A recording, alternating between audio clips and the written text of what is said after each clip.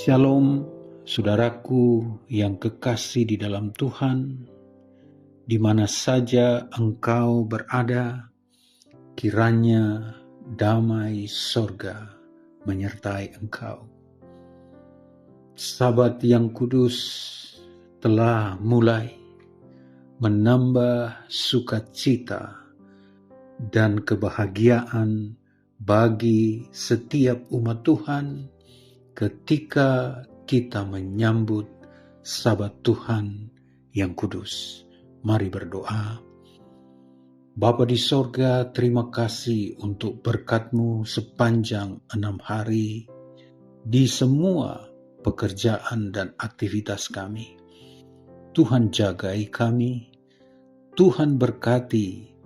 Sabat ini Tuhan, kami rindu sukacita-Mu menjadi bagian kami. Kami rindu mendengarkan firman-Mu Tuhan. Ini doa kami dalam nama Yesus Juru Selamat kami. Amin. Renungan kita tertulis dalam Mazmur 51 ayat 11. Janganlah membuang aku dari hadapan-Mu, dan janganlah mengambil roh-Mu yang kudus daripadaku. Ayat ini merupakan bagian dari doa pertobatan Daud yang dalam ketika Nabi Nathan menegur dia atas perbuatannya terhadap Batsheba serta rencana membunuh suaminya Uria.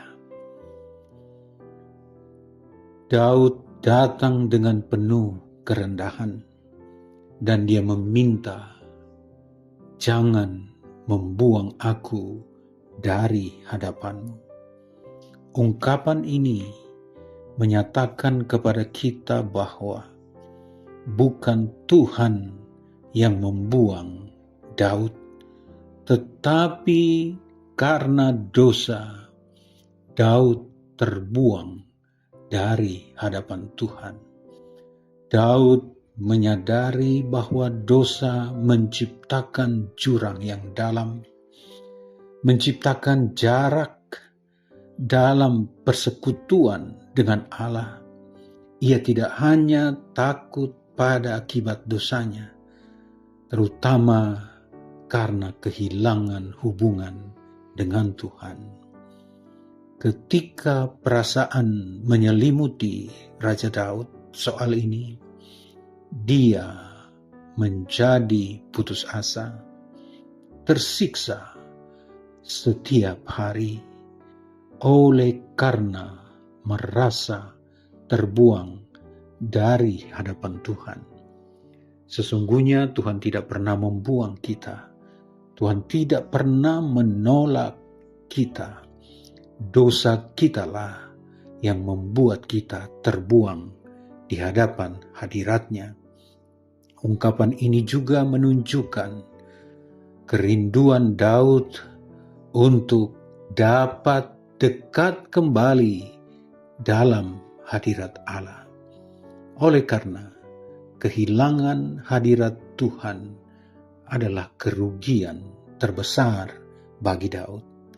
Yang kedua adalah, janganlah mengambil roh-Mu yang kudus daripadaku. Hal ini sangat penting dan berarti bagi kita ketika kita jatuh di dalam dosa, dan itu juga yang dirasakan oleh Raja Daud, bahwa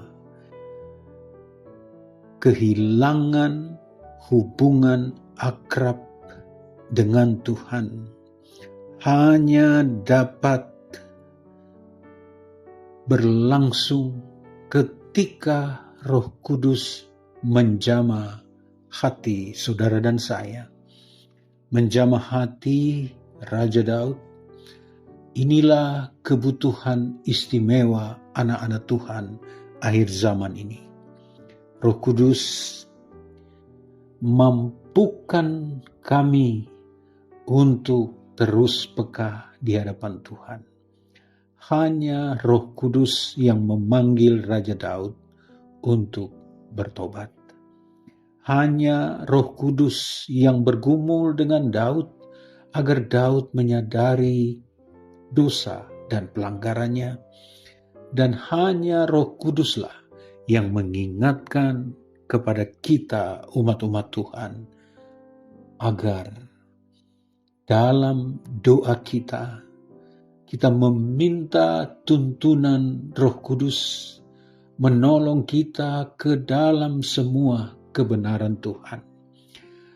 Menolong kita untuk lebih peka kepada hal-hal rohani, dan Roh Kuduslah Allah yang perkasa, yang selalu rindu mengubahkan saudara dan saya. Peran kealahan, yaitu Roh Kudus, sangat vital dalam kehidupan kita setiap hari. Karena inilah ukuran kebenaran. Inilah standar kebenaran. Hanya dengan tuntunan Roh Kudus kita dapat melangkah lebih suci.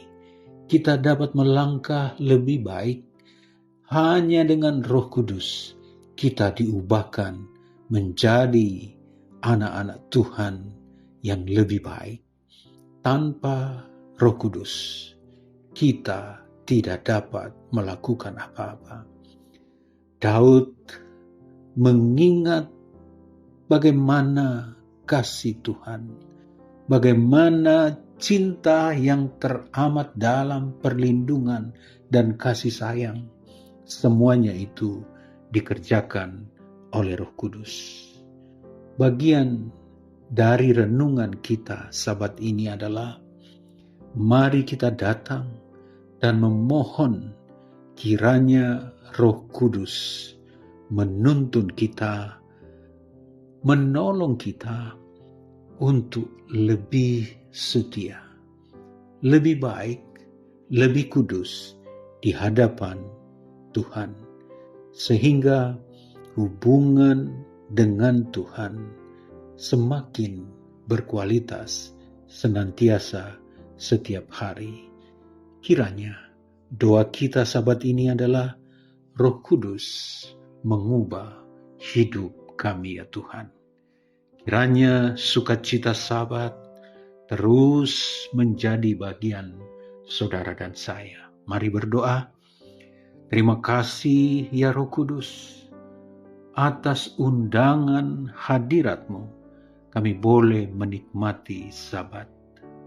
Terima kasih karena Engkau mengingatkan kepada kami, perlulah kami datang dengan penuh kerendahan hati setiap saat untuk diperbaharui.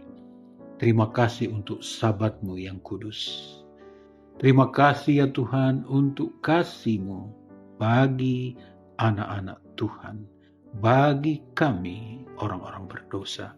Ini doa kami Tuhan, di dalam nama Yesus Juru Selamat kami. Amin. Selamat Sabat, Tuhan Yesus memberkati.